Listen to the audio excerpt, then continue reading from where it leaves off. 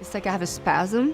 When I was kind of talking like this, I thought, maybe 5 years ago, maybe I'll never sing again. I did not disappear from what I love the most, singing and performing for my fans.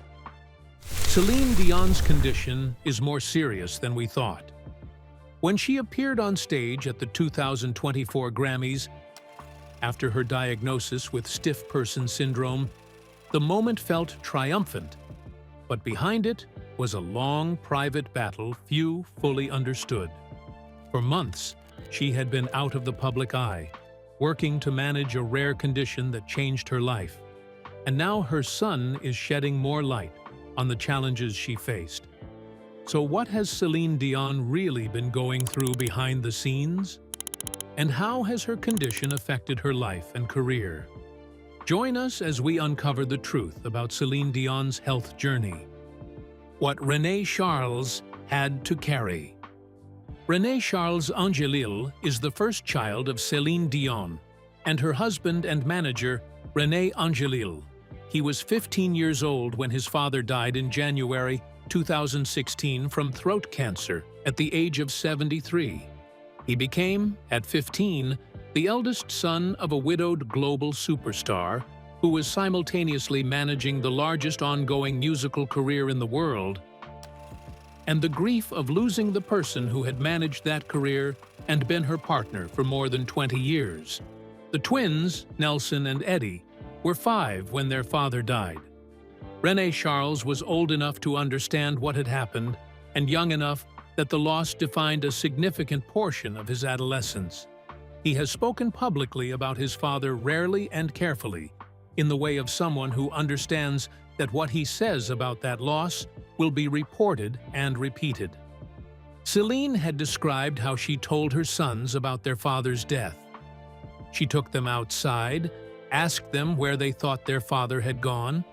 She told them to say, "Papa, we love you. Have a good up." They released balloons and what she called pixie dust into the sky. She told them their father had not had a sore throat, or a bellyache or an earache. He had been very sick, and he was in heaven. And he was fine. René-Charles stood beside his mother while she told a story designed to protect his younger brothers from the full weight of what had happened. He has been standing beside her in some version of that position ever since. By the time the Grammy walk happened in 2024, René-Charles had been managing the emotional reality of his mother's health for at least 2 years since the diagnosis, and the reality of his mother's grief for 8 years since his father's death. When the cameras showed him escorting Celine across that Grammy stage, what they were showing was a young man doing something he had been doing in private for a very long time. René-Charles has a music career of his own under the name Big Tip, pursuing rap and hip-hop as a performer. He has been working on that career in parallel with the years of his mother's illness, which is the particular texture of being the child of someone famous and sick. He appeared with Celine at the New York premiere of the documentary I Am, Celine Dion, in June 2024, standing beside her on the red carpet at Alice Tully Hall. He was at the Elie Saab fashion show in Riyadh in November 2024, when she performed The Power of Love and I'm Alive at the Runway event, her first live singing performance since the Olympics. He has been the most visible of the 3 sons in the public documentation of this period, which is partly a function of age. Nelson and Eddie were 13 when the diagnosis was announced, and their appearances have been appropriately protected from the full weight of public attention. What exactly is stiff person syndrome? What has it done to one of the greatest voices in the history of popular music? And how long was she hiding it before anyone outside her closest circle knew how serious it had become? What Celine was hiding all along. Stiff person syndrome is classified as a rare autoimmune neurological disorder. It affects the brain and spinal cord and causes progressive muscle stiffness alongside painful, involuntary spasms. The spasms can be triggered by sudden movement, loud noises, severe emotion, or cold temperatures. They can cause falls, fractures, and pain intense enough to require hospitalization. In severe episodes, a patient's body can go rigid for extended periods, making movement, speech, and even breathing difficult. Fewer than 5,000 Americans are believed to have the condition, which means the average neurologist may encounter only 1 or 2 cases across an entire career. There is no cure, but there are treatments that can manage symptoms and slow progression, but the disease remains in the body indefinitely. Celine Dion revealed in the People magazine cover story, published in June 2024, that she had been experiencing symptoms for 17 years before her diagnosis. The symptoms began while she was on the Taking Chances World Tour in the late 2000s. At that time, her husband René-Charles was already battling cancer, which had been diagnosed in 2014. She was managing his illness, raising their sons, and maintaining one of the most demanding touring schedules of any performer in the world, while her body was sending signals she could not interpret. I had to raise my kids. I had to hide.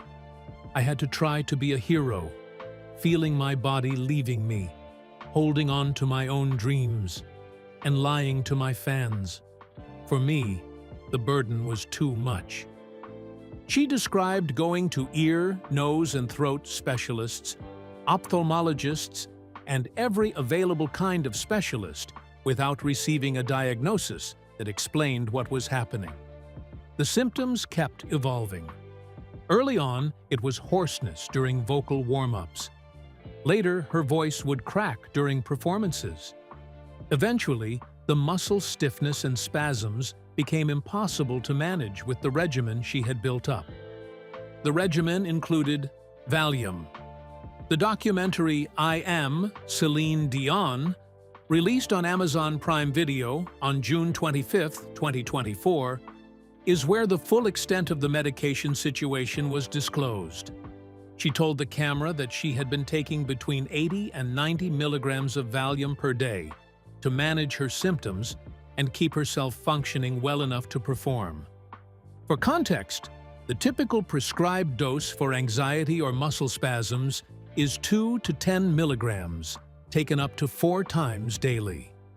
The dose she was describing was the kind of quantity that produces physical dependence and carries significant health risks on its own. She described the escalation in the documentary. 1 more pill, 2 more pills, 5 more pills, too many pills. The show must go on. Celine also revealed that she had almost died from too large a dose. When she eventually stopped performing and stopped taking the medication at that level, the withdrawal process was itself a health challenge that ran alongside everything else. The diagnosis finally came, brought by an autoimmune neurology specialist named Dr. Amanda Piquet at the University of Colorado Anschutz. Amanda identified what had been happening in Celine's body and gave it the name that had not existed in her medical history for 17 years of symptoms. In December 2022, Celine disclosed the diagnosis publicly in a video posted to Instagram, saying that the spasms affected every aspect of her daily life, sometimes causing difficulties when she walked and not allowing her to use her vocal cords to sing the way she was used to. The video was carefully filmed and carefully edited. It did not show what the disease actually looked like in its most severe episodes. That came later, when the documentary cameras were running. The documentary showed what the diagnosis announcement had carefully avoided. The most shocking scene in I Am. Celine Dion is not the one about Valium or the one about the 17 years of undiagnosed symptoms. It is the 10 minutes of footage at the end of the film where the cameras simply kept rolling, and Celine could not stop them. What happened in that room, and why did she insist it stay in the final cut? The scene they almost did not show. Near the end of I Am Celine Dion, Celine is on a massage table in a physical therapy session with her sports medicine therapist, Terrell Lobo. She has just come from a session in the music studio, where she has been singing, feeling good and capable.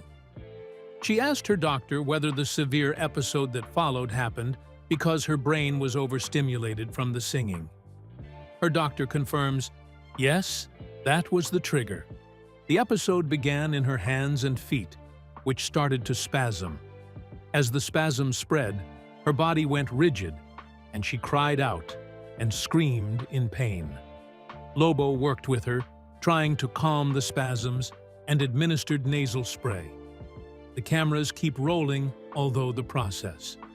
Director Irene Taylor, an Academy Award-nominated filmmaker who had been given full access to Celine's life for the documentary, revealed publicly that she kept filming because that is how she operates, and that she understood immediately that the decision about whether to use the footage was not hers alone to make. Taylor showed Celine the footage during post-production. She said, "I think this film will help me," Taylor recalled. Then she said, "Don't cut down that scene." Celine has been clear about why she made that choice. The disease had been invisible to the world for 17 years, while she lived with it in private. The diagnosis had been announced in a controlled, carefully constructed video that showed nothing of what the condition actually looked like. The documentary was the opportunity to put reality on screen without sanitizing it. The scene is approximately 10 minutes long, and eventually Celine's doctor and therapist were able to help her through it. Dr. Piquet, Celine's autoimmune neurology specialist, clarified in interviews following the documentary's release that what the footage showed was technically not a seizure, but a severe spasm, a distinction that matters medically. Unlike some seizures, stiff person syndrome spasms leave the patient fully conscious and aware of everything happening to their body, which her own words in the documentary confirm. She was present for all of it, feeling it, knowing what it meant, unable to stop it. Her doctor described the kind of episode shown in the film as one that could last several hours or more, putting the body into a state of crisis that could require hospitalization. The documentary reached over 82 million views in its first week across streaming services. It received a rare perfect score on Rotten Tomatoes. The Celine Dion Foundation, which she started with René in 1998, donated $2 million to the University of Colorado for research into stiff person syndrome following the film's release.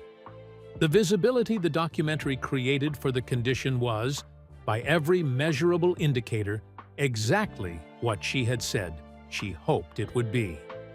And at the center of all of it was a woman who could have released a controlled, sympathetic narrative about her illness, and instead released 10 minutes of footage she could not control. The documentary was released in June 2024. 2 months later, Celine Dion was standing in a gold gown on the Eiffel Tower at the opening ceremony of the Paris Olympics, singing for the first time in public in 4 years. The distance between those two moments, the woman on the massage table unable to control her body, and the woman on the Eiffel Tower in front of the entire world, is the distance the recovery has covered. What has the journey from the documentary to the comeback announcement on her 58th birthday actually looked like?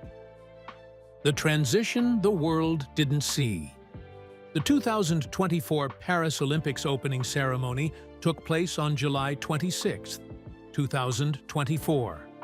Celine Dion performed Hymne à l'amour, the Edith Piaf classic, from the Eiffel Tower to close the ceremony.